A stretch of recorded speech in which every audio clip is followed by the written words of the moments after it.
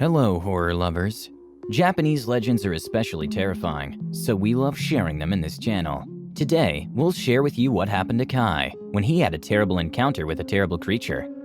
Akaname is a yokai, or Japanese demon, whose name means filth sucker. It has a horrible appearance and produces perturbing sounds when it swallows with its long tongue all the garbage it can come across. It usually lives in bathrooms, so if you hear strange sounds during the night and they come from the bathroom, it's likely that it's not the pipes nor an insect. It isn't known how those creatures come in and out of those places, but they do have a preference for the oldest and most unkempt bathrooms, since they accumulate the most filth, attracting them to lick them clean. We want to share with you the story of Kai and his group. They didn't know where to film a video about abandoned places, which they had to deliver the next week. They were researching places until a member found the perfect one, a tiny hospital which had been abandoned for 15 years, located 1 hour away by train. Each member went home to get the necessary equipment, cameras, microphones, and mobile phones. They met at the station just 1 hour before it got dark. They would film the entire night and would come back in the morning on the first train home. They reached the abandoned hospital. It was a huge building built during the war as the main clinic for wounded soldiers, and it kept on operating until it eventually closed down due to lack of use. They started filming the exterior and showed all the graffiti on the walls, which could barely be seen anymore due to the vegetation covering the walls. The place looked very bad, and the group had to walk carefully in case bricks were to fall on them. Nightfall came, and with it, intense coldness. The group looked for the entrance, but the door was blocked from the inside. They remembered that as soon as they got there, they saw an open hole on the lower part of the building, so they decided to get in through there. They couldn't avoid feeling sick when they smelled the inside of that hospital, but there was no going back. Either they would have to sleep inside or freeze to death outside. The whole place was filthy and destroyed. There were papers and stains all over the floor, and when they walked, the papers would stick to their shoes. They still needed to film more places in the hospital and decided to split up. Kai went to film the bathroom with one of his partners, and they couldn't contain their expression of surprise when they got there and saw that everything was clean. There was not a single stain to be seen. That could only mean that someone had been there recently, or maybe that someone was still there. Kai's partner took out his camera and went to the toilet stalls. Then a scream of horror resounded in the entire floor. Scared but determined, Kai wanted to check that his friend was okay and peeked in, only to find the camera thrown on the floor. Thinking his friend was just playing a prank on him, Kai opened the doors of the stalls one by one. When he arrived at the third one, he felt a drop fall on his head. He was petrified for a few seconds before looking at the ceiling of the bathroom. He clearly saw a slimy monster, and its tongue was getting closer and closer to Kai. Scared and with no strength to scream, Kai rushed out of there to look for the rest of the group. He found them at the front desk and told them what happened. They decided to rush out of the hospital and call the police. The next day, the police gave back the camera to the parents of the partner who disappeared, and they never saw their son again.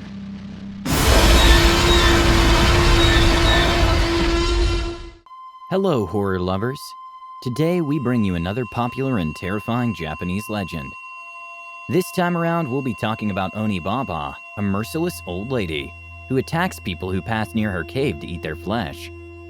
Her name comes from joining two Japanese words together, Oni, which means demon, and Baba, which means witch or old woman. Her house was filled with human bones, and she enjoyed hanging her victims, as well as preparing stews with their bodies, while sharpening her huge knife. Today, we'll be telling you the story of two Buddhist monks who were traveling through Japanese mountains just when a huge storm broke out. They knew they would not make it through the night unless they found a place to take refuge in, since it was raining more and more intensely. They found what seemed to be a small cave, where they decided to take refuge. When they went in, they realized that the inside was way bigger than it seemed. Then they saw a bonfire, which had been lit very recently. A blessed salvation, they thought. They sat by the bonfire, and after getting comfortable, heard steps behind them. Scared, they turned around to see who it was, but they calmed down once they realized a kind old lady was smiling at them. She told them that she lived in the cave and invited them to spend the night there. She offered them food, blankets, and would go for firewood once the storm subsided. Thankful, the monks took off their wet tunics, and put them to dry by the side of the bonfire. Dinner time came, and the kind lady brought out 3 bowls with hot soup and a few loaves of bread. While they ate, the old lady told them that if they finally decided to spend the night there, they had to follow one single rule. They couldn't go to the bottom of the cave behind the curtain. They both accepted and thanked the old lady for the delicious soup they just had.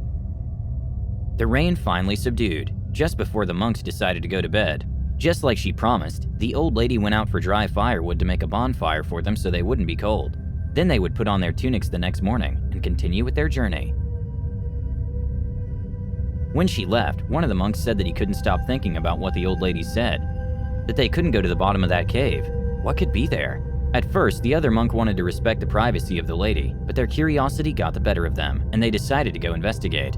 Surely that kind old woman wouldn't be hiding anything horrible, right? They stood up, went to the curtain and opened it. Their eyes opened wide, and their jaws dropped when they saw corpses hanging from cords, bones dispersed all over the floor, and a cauldron by the side. They immediately thought about the hot soup they just had for dinner, which they enjoyed so much. They struggled to not throw up. Horrified, they ran toward the bonfire, which was intensely bright, to grab their tunics and run away. When one of the monks bent down to grab his tunic, he saw wrinkly feet in front of him. That seemingly kind old woman, who offered them refuge and food, now seemed to be possessed by the devil. She was holding a huge knife in her hand, and her gaze was red as fire. It isn't known exactly what happened to those monks, nor the dozens of travelers who went to explore those mountains. None of them were ever seen again.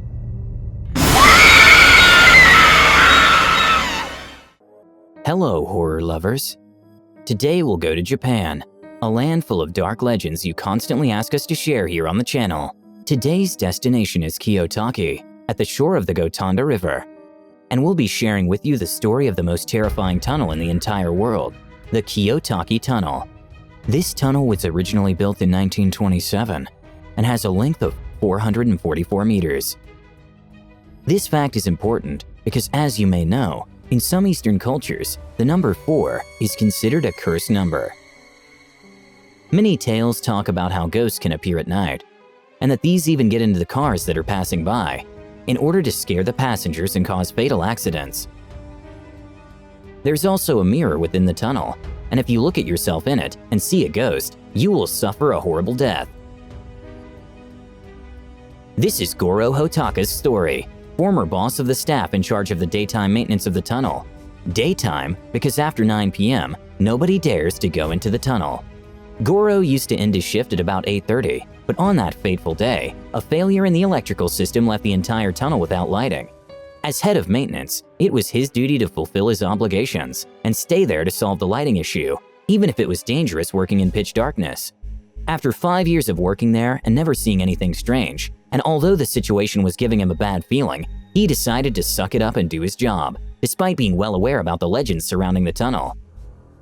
At 9:15, when he was moving the fuse box, he heard a loud crash and glass breaking right behind him. It turned to be a car that crashed against the only mirror in the tunnel. He quickly tried to call an ambulance, but had no coverage within the tunnel. He heard murmurs where he could only see smoke, flames, and what seemed to be a person moving their mouth trying to scream. He rushed to help however he could, but once he arrived, he noticed the car's door was completely stuck, and the fire was getting more and more intense. He had to find a way to break the car's window, and his tools were too far away.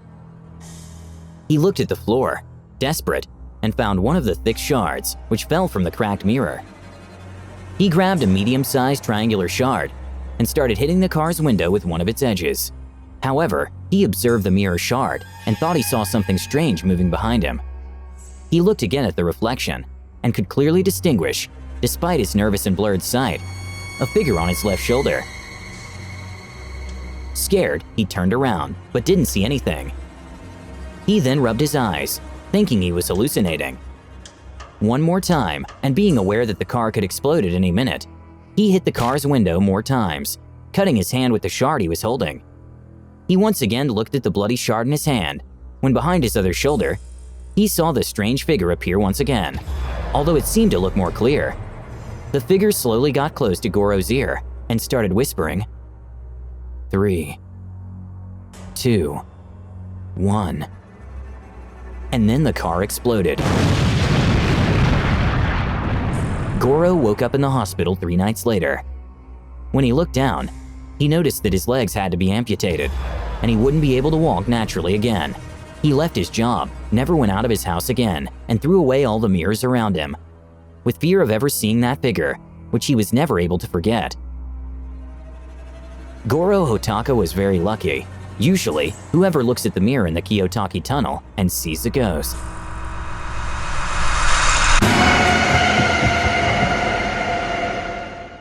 Jin's summer vacation had just started, and like every summer, she would normally take advantage of those months of free time to work as a babysitter and earn a bit of extra money. She had been doing it for 2 years, so she already had a bit of experience as well as some contacts. Thanks to the recommendation by some former clients she had, Jin was called to work in a house out of the city. They needed someone to spend the night with their son, and they were offering her a lot of money, so she immediately accepted. When Jin arrived at the housewife welcomed her with a big smile. "You must be the babysitter. You said your name is Jin, right?" "That's right, ma'am. Pleased to meet you," responded Jin. The first thing that impressed her when she entered the house was the sheer size of it.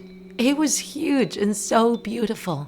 She could tell that they were pretty wealthy people. There was a piano in the living room, lots of paintings, and a huge carpet which seemed to be made of authentic leather. The housewife was putting on a couple of beautiful shiny earrings while Jin kept looking at the marvels of that house in awe. "Okay, darling, I gotta go now. My husband is waiting for me. My son Kazuhiko kept me busy cleaning his room. He makes such a mess every time he plays." Jin asked her where little Kazuhiko was so she could meet him. "Oh no, darling, no. You see, you're not here to play with him. He's in his room playing with his best friend. All you gotta do is stay here until my husband and I come back at night, and you must also follow 3 rules. 1, do not try to play with him. 2, do not go into his room. And 3, no matter what he tells you, do not let him go out of his room. You can go anywhere you want in the house except Kazuhiko's room. Is that clear?" Jin was perplexed. That was such a strange request, but she also thought that would make her job way easier. All she would need to do is spend the night there with nothing to worry about. And so she said goodbye to the housewife and sat in the living room to watch TV. Pretty soon, Jin fell asleep, but was jolted awake when she started hearing loud noises. She heard the sound of someone hitting the walls and the sound of flower vases hitting the floor and breaking. Jin searched where the noise was coming from and realized it was coming from Kazuhiko's room. She stopped, placed her ear on the door to hear better, and heard the voice of a boy saying, "Don't be scared, Jin. He's just a friend, and he wants you to play with us." How do you know my name?" asked Jin. "My friend told me. Now come on in. If you don't, you'll spend the entire night hearing strange noises, or maybe even something worse." Jin remembered the housewife's warnings. And so she told Kazuhiko that she wouldn't come in.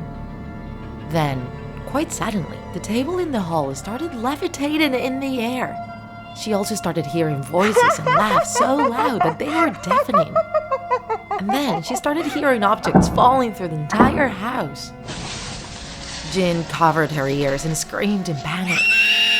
The boy then invited her to come in again, and the door opened. Terrified, she went in, and when she did, everything stopped. Everything became silent, and the house was quiet again. Jin couldn't see anything inside the room. It was completely dark. She tried to look for a switch to turn the lights on, but suddenly someone or something slammed shut the door behind her, locking the young woman inside. "Kazuhiko, where are you? Please stop hiding. I'm scared." "I'm here, sitting on my bed. Thank you for coming in. My friend and I were getting bored of playing with the same toy. We needed a new one." Jin tried to open the door to get out when someone behind her hit her in the back and she fell unconscious. Hours later, Kazuhiko's parents came back home. They found broken paintings, destroyed flower vases, and the entire house was a mess. But there was no sign of the babysitter. The housewife then opened the door of her son's bedroom and found him playing with Jin's head by kicking it around the room. Her arms and legs decorated the four corners of his bed, and in the walls could be seen scribbles of houses, trees, and happy faces painted with Jin's blood. The mother looked at her son with a disappointed look and then screamed at her husband. "You see, dear, he's playing with a babysitter again. Is it just impossible to find one who actually listens to me or what? And now I have to clean everything up again."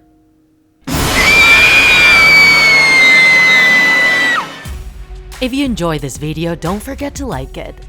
And if you want to see more Draw My Life horror videos, subscribe to our channel. See you in the next episode.